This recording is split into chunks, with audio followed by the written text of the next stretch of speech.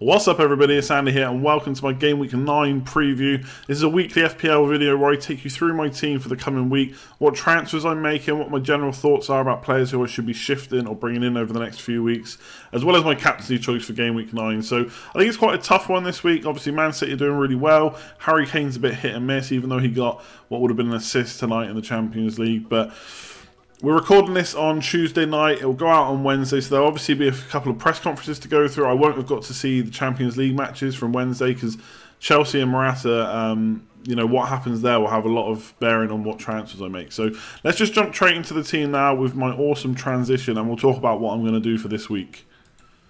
There we go, transitioned like a pro.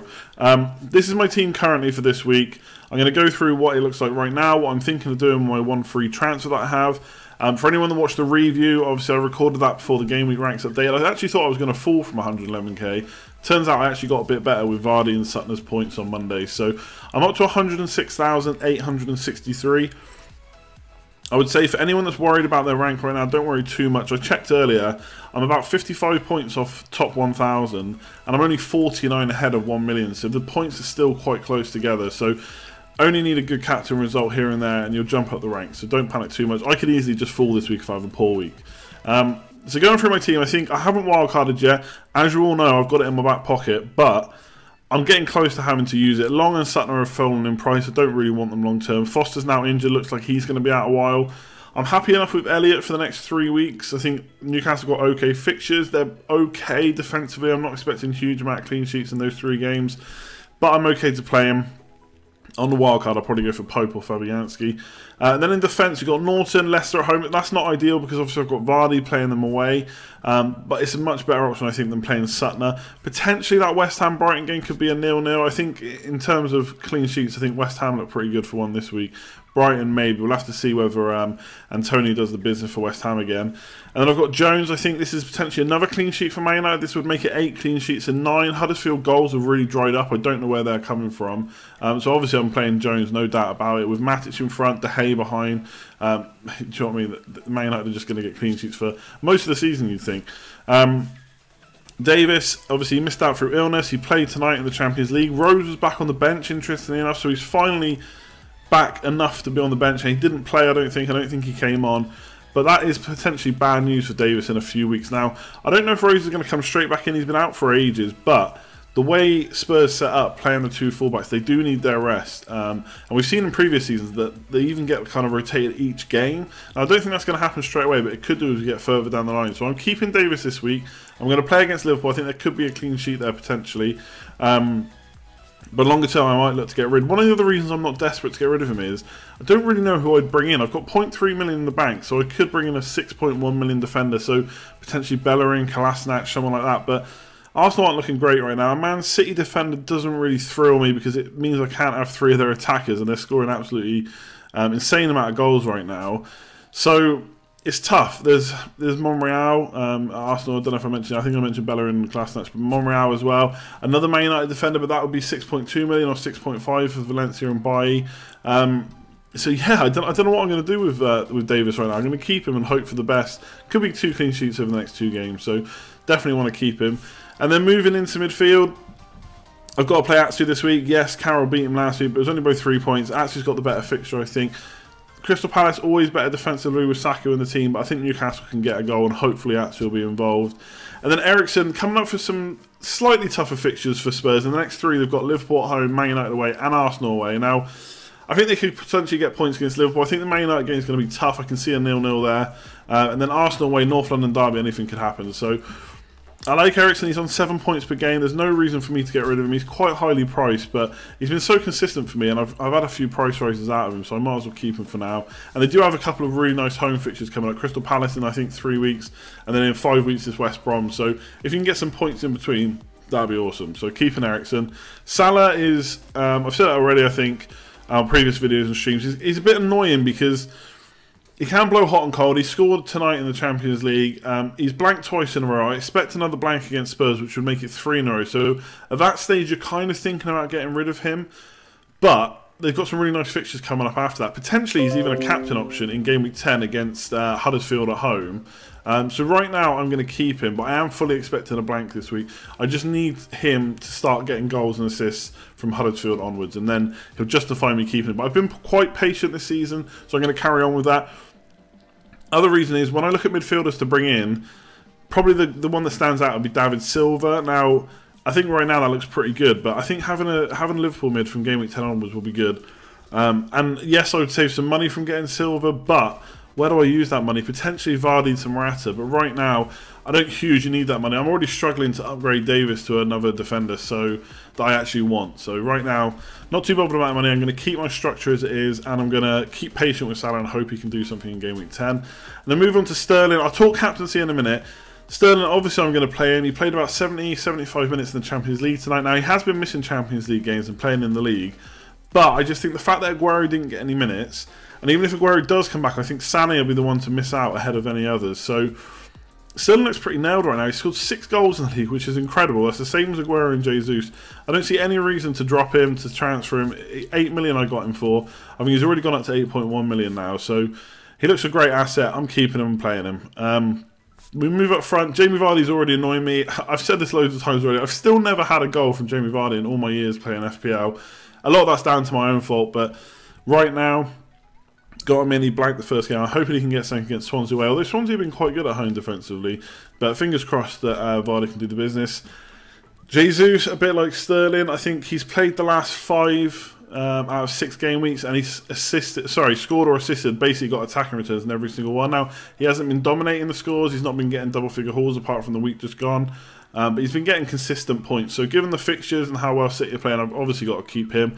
The captaincy is basically between Jesus and Sterling this week. I'm not confident now in captaining Kane. Now, I do think potentially this fixture offers a return for Kane, or returns for Kane, but I just don't see him getting a bracer. I don't see him hitting double figures against Liverpool. It could be a tight game. I do think Liverpool will want to attack more than, say, a Man United would against them. But I don't know if that's going to leave it open enough for Kane to score. We'll see. I think him getting a goal here would not be surprising, but it is Wembley, and there's a theory there that no one can really explain, and perhaps it's a rubbish theory. Perhaps he'll go on to score loads of goals, but right now, I'm not captain, I'm not confident. And because of my choices in my team right now, it kind of is left to Jesus or Sterling. Now, Jesus is probably the safer pick because I think he's more likely to play. Like I say, he's been consistent in the returns, but Sterling has shown he can be explosive. 6 goals is nothing to be sniffed at in 8 games, especially when he's missed games, missed minutes here and there. He's getting in the right positions, he's helping with build-up play. He's basically, I wouldn't say focal to the Man City attack, but he's as important as anyone else, apart from maybe De Bruyne, because he looks like one of the best midfielders in the world right now. But Sterling's really good, so he's my captain right now. Now, transfer-wise, I'm thinking of either banking or doing Kane to Morata. Now, hear me out, because I know people will think I'm an idiot for getting rid of Kane. But he's got Liverpool at home. Now, I think unless you're a die-hard Kane or Spurs fan, I think everyone can agree there's a high chance Kane doesn't hit double-figure scores in this game. And the game after is Man United away. Now, for me, that's a Man United clean sheet. I can see that game being 0-0. It might not pan out like that, but I expect that's what Mourinho's going to go for. He's going to not want to let Spurs score. And I think, like I said earlier, with Matic and De Gea there, a decent defence, I just think that's likely. So if Kane does nothing against Liverpool, I can also see him doing nothing against Man United. So I might do Kane to Morata. Now, a lot depends on Morata's fitness. Obviously, he was injured. It looks like he's going to be back. Chelsea are trying to get him to play for this Champions League game. If he gets minutes there, if he does well, if he doesn't come off injured, then I can see him starting at the weekend, which would be Watford at home, and then Bournemouth away. Now, if I don't want to captain one of the Man City players, then surely I captain Morata at home to Watford.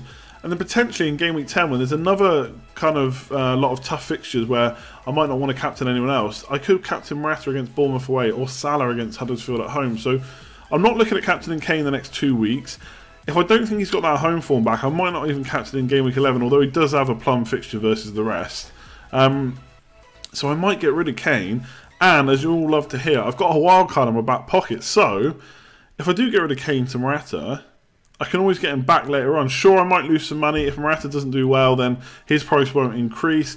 Kane, I'll lose about 0.2 million. But I think it might be worth the risk, because if Morata propels me up the rankings for the next 2 games, I'll also have 2.5 million in the bank, don't forget, which I could use elsewhere. Now, I don't know where I'd use that right now. I can maybe do Atsu to Richarlison next week. Watford have a really nice run of fixtures, and that would still leave me like $1 million in the bank, so I'd be spreading my funds about. But with the wildcard, I feel a bit more safer about doing that, because if it all goes wrong, I can quickly correct it.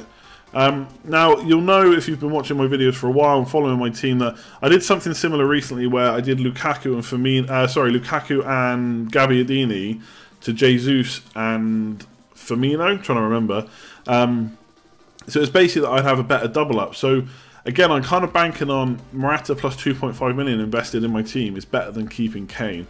But it is huge by 42%. If he plays well, if Spurs play well, we've seen them go mad. We've seen them score goals. Maybe not quite to City's level, but they can get 3 or 4 goals in a game. Kane will get a brace. He'll get 3 bonus points, 13 points, job done. We've seen him score plenty of hat-tricks before. I just don't think it's going to happen over the next 2 fixtures. So I think it's potentially a risk worth taking. Let me know, as always, in the comments below, what do you think of my team? Who do you think I should be going for? Is Davis suddenly a problem now, or are we just waiting on him longer? Is captaining Sterling or Jesus risky? I think Jesus probably not so much, but Sterling, I'd say there's a lot of you out there who think I'm crazy to even be considering that. But I'm trying to play this season on this season. Yes, in past seasons, I wouldn't have captained Sterling, but this season he scored 6 goals. City are rampant. I don't think Burnley are necessarily going to get turned over, but if any team can do it, why not Man City, who've just scored 7 goals against Stoke and seem to be scoring goals for absolute fun. So let me know what you think about Sterling captain, and what do you think about my transfer Kane to Morata? I think there's more pro arguments for that, good arguments for that than people probably initially realise. The initial thought is going to be you're getting rid of Kane, that's absolutely ridiculous. But look at it, if Morata's fit and he comes through the Champions League, Watford at home, Bournemouth away, better than Liverpool at home, Man United away, and I've got that wild card, which I'll try not to keep going on about, but I can't promise. But it does make a big difference to my transfers, because if I don't have that, I don't look at getting rid of Kane at all. Now, from Game Week 11 to I think something like Game Week 17, they've got some really good home fixtures. But if we're worried about that Wembley form, when are we captaining him? I don't know. So, to leave it at that, let me know in the comments below what you think. 1 free transfer, I might either save and go into the next one with 2 and shift some funds around, or I'll just do Kane to Morata this week. And even if he does well, I'm still confident he'll blank against Man United. So that maybe is risky for one of the best strikers, if not the best striker in the league, to hope he's going to blank. But I think sometimes you just got to look at the fixtures. And the form he's in, he's blanked 3, he's only scored in 3 out of 5 games. He's blanked in 5. But he's also, just to add another point in before we end the video, he's only 5 points off the top of the forward rankings. Now, of course, you expect him to be top because he's worth the most amount of money. But we kind of have to forget about what's happened and look forward. So if he's already that close and we consider him having a poor kind of run of 8 games, we'd say his form and his point scoring have been poor. Yeah, he's still only 5 off the top. He doesn't have to do much to then suddenly get to the top over the next lot of fixtures. And I think it's like Crystal Palace, West Brom at home. I think there's Brighton at home in there somewhere, or Bournemouth, something like that. No, he's just played Bournemouth, so I think it's Brighton at home. Plus some okay away fixtures is Leicester away as well. And I believe Watford away. And even Arsenal away could be good for him. So I don't know if I'm going to get rid, but I generally am considering Kane to Morata, and then maybe getting him back on a wildcard if I want to captain him with Crystal Palace. So I'll end the video there. I'll stop waffling on. Let me know in the comments below what you think of those transfers. Let me know what you're doing for this week. I'd be really interested to hear, especially who your captain is, because I think it's tricky this week.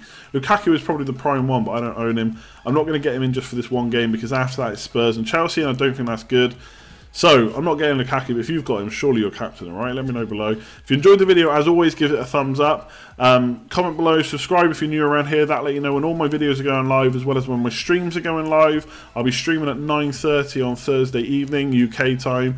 So make sure to tune in. There's no pre-submitted questions. You ask your questions, I'll answer them as best I can, as quickly as I can, and get through as many as I can. It's usually a pretty good time. We've got a lot of core people there that are always watching week in, week out. So make sure to tune in for that.